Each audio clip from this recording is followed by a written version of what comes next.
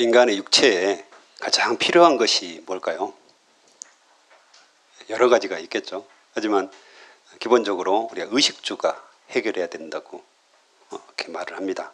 그래서 일로마서에도 보면 곳곳에 의식주에 관한 문제를 이야기를 합니다. 가장 필요하니까요. 그런데 중요한 것은 뭡니까? 그 의식주를 뛰어넘어서 우리가 살 수 있다. 또 하나님의 영광을 위해서 살 수 있다. 또 하나님 나라를 위해서 살 수 있다. 그것을 비유적으로 이야기를 합니다. 특별히 이제 앞쪽에서 우리가 예수 그리스도로 옷 입어야 된다. 또 빛의 갑옷을 입어야 된다. 이 이야기를 하죠. 옷은 우리의 이제 알몸을, 부끄러운 모습들을 가리기 위해서 입는 거잖아요. 그런데 예수 그리스도의 의를 옷 입는다는 것은 우리 죄를 가릴 뿐만 아니라 그 죄가 완전히 용서된 모습, 예수님으로 완전히 닮아간 모습으로 우리가 살아야 된다. 옷을 입어야 된다. 이런 의미가 있죠. 오늘은 이제 먹을 것에 관한, 마실 것에 관한 이야기들을 쭉 합니다. 그래서 14절에 보면 그 자체로 부정한 음식은 하나도 없다. 이야기를 하고 있고요. 또 21절에 보면 고기를 먹는다거나 술을 마신다거나 그 밖에 여러분의 형제를 넘어지게 하는 일은 하지 않는 것이 좋습니다. 그래서 21절에 여러분은 어떤 신념이 있다면 그것은 여러분과 하나님 사이의 일로만 간직해 두십시오 합니다. 우리가 신념을 가진 사람들 있잖아요. 이건 절대 하면 안 돼. 이건 반드시 해야 돼. 그리스도인들이 이런 점에서 굉장히 무서운 사람들입니다. 여러분들 말 조심해야 됩니다. 행동도 조심해야 되고요. 우리가 신념을 가지고 있잖아요. 믿음을 가지고 있기 때문에 이것이 하나님과 나와의 관계에서는 굉장히 좋은 거죠. 믿음이 좋은 건데 그것을 다른 사람에게 강요하기 시작하면 때로는 굉장히 위험해질 수도 있습니다. 물론 우리가 권면하고 전도하고 선포하고 이런 것은 굉장히 중요한 일이죠. 우리 자녀들이 어려워하는 것이 뭡니까? 저도 이제 자녀를 키우다 보니까 목사잖아요. 굉장히 어려운 문제가 있습니다. 뭘까요? 네.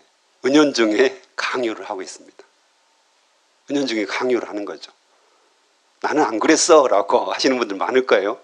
근데 자녀들이 나중에 커서 예수님을 버리고 교회를 버리는 이유가 뭘까요? 제가 요즘 계속 반성하는 제목이에요. 내가 강요하고 있구나. 나는 예수 그리스도를 믿는 것, 이것에 정말 확신을 가지고 신념을 가지고 있는데 오늘 말씀하시는 거잖아요. 여러분과 하나님 사이의 일로만 간직하라고 하잖아요. 근데 이 향기가 나서 예수님과 내가 깊이 있게 사랑함으로 말미암아서 그것이 향기가 되어서 우리 자녀들을 감동시켜야 되는데 향기는 안 나요. 이 아빠가 교회하고 교회하고 학교 사역을 하잖아요. 그리고 집에서 모습이 달라요. 그리고 강요를 해요. 교회 가야 된다. 11조 해야 된다. 이번 수련회 가야 된다. 여름 되면 별로 우리 아빠의 모습이 별로 은혜롭지 않은데 말로는 완전히 천국이에요. 이러니까 자녀들 안에 깊은 곳에 반감이 쌓이는 거죠. 이런 모습들. 그렇죠. 어쨌든 이 음식에 관한 신념들이 있었던 사람들이 상당히 그 당시에도 많았던 것 같아요. 특별히 그 당시에 이제 고기라는 것은 고린도에서도 문제가 됐었죠. 근데 대부분 비싸고 고급집 음식이었잖아요. 그래서 함부로 이렇게 서민들이 먹을 수 없는 음식이었습니다. 반드시 이 고기는 우상에게 바쳐지거나 신에게 바쳐진 그 고기들이 너무 많아가지고 남아서 시장으로 이제 유통이 되는 거죠. 그것을 사람들이 이제 사 먹는 겁니다. 그래서 뭐 누구나 스테이크를 썰 수 있는 그런 시절은 아니었습니다. 그렇기 때문에 시장에 나온 대부분의 음식들, 이 고기들은 우상에게 바쳐진 제물이었습니다. 쉽지 않죠, 이거. 오늘날도 보면 제사 음식들 그리스도인들이 잘 안 먹잖아요. 심지어는 안 믿는 우리 큰형님이신데 나름대로 이제 저희는 이제 예배하고 한쪽에서 안 믿는 사람들은 제사를 합니다. 그래서 나중에 이제 제사 음식이 나오잖아요. 그걸 먹잖아요. 아침이라든가 이렇게. 그러면 우리 큰형님이 너는 목사고 믿는 사람들이니까 이 제사 음식을 안 줘요. 따로 제사상에 안 올린 음식을 주더라고요. 안 믿는 분들도 그 정도의 상식을 가지고 있어요. 그래서 이게 문제가 된 겁니다. 그 당시에. 그럼 고기를 먹어야 되냐? 말아야 되냐? 자, 먹어야 됩니까? 먹지 말아야 됩니까? 근데 고린도 전후서에서도 바울이 그렇게 이야기합니다. 나는 자유하다. 뭐 음식이 우상에게 바쳐졌다고 거기에 귀신이 들어간 것도 아니잖아요. 그렇죠? 그게 오염된 겁니까? 우상이 없잖아요. 귀신이 없어요. 말 그대로 다 하나님이 만드신 창조물이에요. 그렇죠? 그것이 제사상에 올라갔다고 해서 그게 변질돼 가지고 그거 먹으면 제 신앙이 약해집니까? 뭐 그런 것도 아니고 제 건강이 나빠집니까? 그것도 아니에요. 그냥 단순히 하나님이 만드신 음식일 뿐입니다. 그래서 바울은 내가 자유하다. 그거 먹으나 안 먹으나 크게 차이 날 거 없다. 먹어도 전혀 상관없다. 이렇게 이야기하는데 단 바울이 말합니다.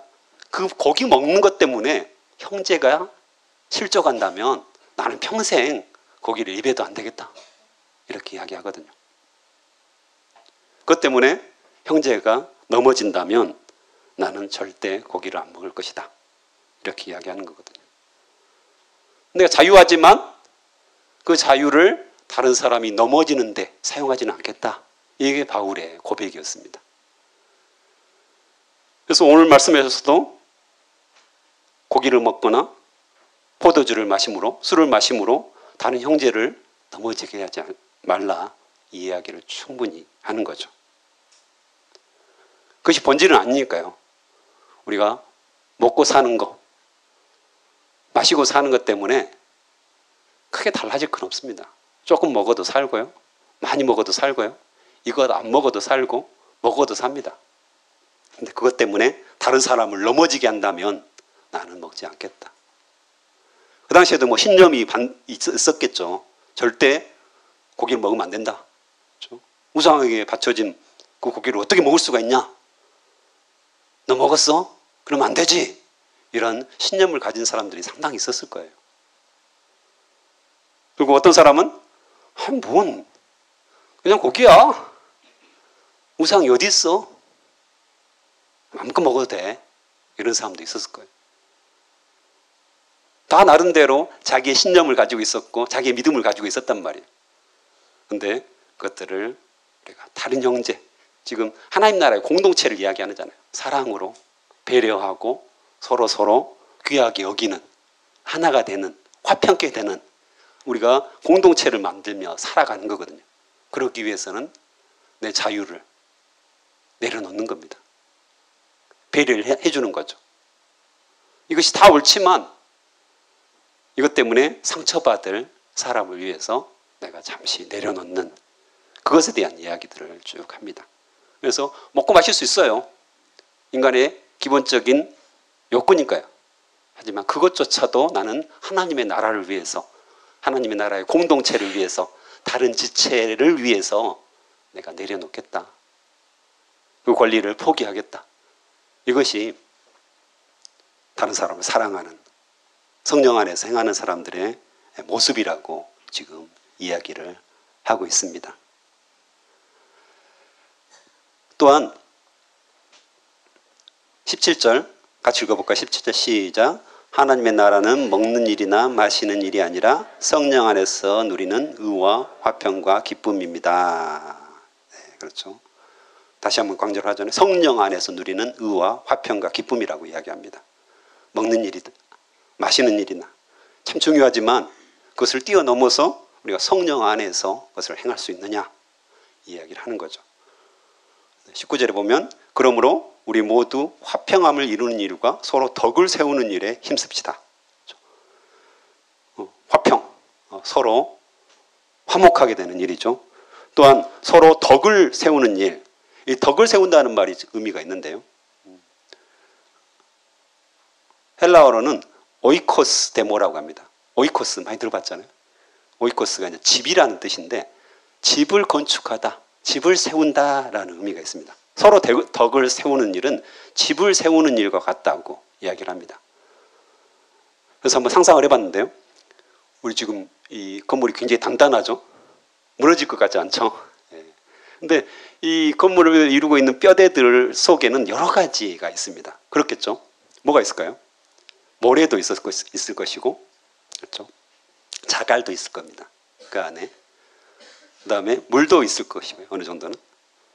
시멘트도 있을 거라고 생각됩니다. 또 그 안에는 울퉁불퉁한 철근도 있을 겁니다. 근데 그것이 하나로 어울려져 가지고 굳어져 가지고 단단한 이 집을 이루고 있거든요. 이것이 서로 덕을 세운다는 의미입니다. 서로 다 다른 모습이죠. 그렇죠? 모래가 철근할 때 너 그렇게 울퉁불퉁하고 너무 차가워 너는. 그리고 나 배척하고 난 너하고 어울리기 싫어 하면 이 콘크리트가 될까요? 단단한 집이 만들어지지 않는 거죠. 그래서 다 각각의 특성은 있죠.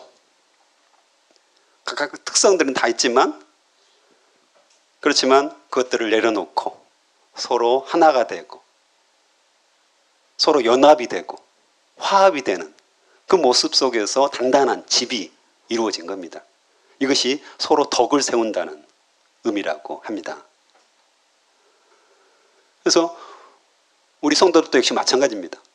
다 개성도 다르고 미모도 다르고 모든 모습이 달라요. 습관도 다르고. 하지만 그 특성, 그 나의 고유한 특성을 계속해서 주장하고 너도 이렇게 되라. 왜 너는 나 같지 않느냐? 이것이 우리의 마음이잖아요. 우리 기본적인 어떤 마음속 깊은 곳에 그 마음이 있거든요. 답답해요. 다른 사람 보면 답답해. 그래서 나처럼 되라는 거죠. 그래서 서로 싸우고 서로 자기 것을 주장하고 자기의 신념을 계속해서 주장을 합니다. 그랬을 때 그것이 과연 상대방을 이길 수 있는 방법입니까? 전도를 잘할 수 있는 방법입니까? 말씀을 갖다가 계속해서 들이댄다고 그 사람이 예수님을 믿나요? 물론 때가 되면 믿죠. 하지만 오늘 말씀에서는 서로 덕을 세우는 일에 힘쓰라고 이야기합니다. 내가 옳지만 내가 가진 인품, 성격 이것이 굉장히 고귀하고 옳지만 형제를 위해서 잠시 내려놓으라는 거죠. 잠시 그 사람 입장에서 생각하고 덕을 세우는 그런 의미로 내가 한 발 양보하고 뒤로 물러서라는 거죠. 저도 교회를 오래 다니다 보니까 고집들이 생겨요. 묘한 고집들이 있습니다. 교회를 오래 다니면 정말 부드러워지고 말랑말랑해져야 되는데 이 신념이라는 것이 그래서 무서워요. 믿음이라는 것이 그렇게 무서워요. 이것만큼 지키겠다는 거예요. 그것이 어쨌다는 겁니다. 그것이 다른 사람들을 죽이는 데 사용한다면 그것이 뭐가 그렇게 중요합니까? 오히려 말랑말랑해져서 다른 사람도 나에게 접근할 수 있는 화평을 이룰 수 있는 그런 말랑말랑함이 필요하지 않을까요? 믿음, 신념 이것은 하나님과 나 사이의 일로 간직하라는 겁니다. 드러날 때는 다른 사람을 포용하고 다른 사람을 사랑하고 화평케 되고 서로 덕을 세우고 의와 평강과 기쁨이 있고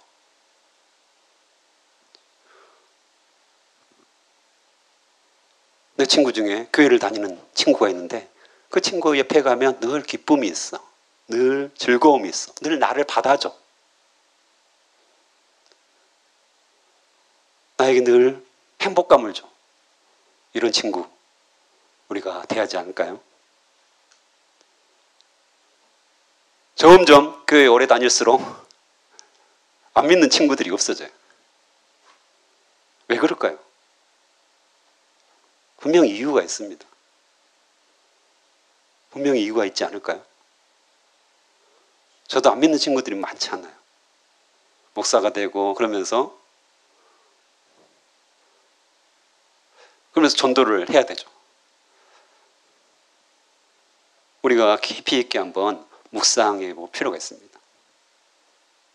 교회 안에서 형제 자매의 그 관계도 문제이지만 안 믿는 사람들과의 관계에 있어서도 우리가 너무 우리 고집, 신념 이것에 탁 박혀가지고 다 배척하고 있지는 않은지 한 번쯤 되돌아보지 않을 수 없습니다.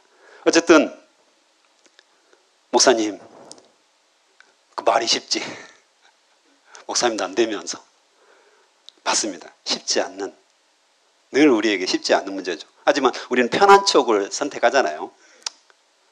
교회 안에서 사람들과 이야기하는 게 너무 편해요. 저도 그렇고 그냥 교회 밖에서 안 믿는 사람들과 이야기하면 왠지 꺼림이 있고 왠지 불편함이 있고 이것들이 우리에게 문제가 되는 거잖아요. 그래서 점점 멀어지게 되는 거잖아요. 어렵죠.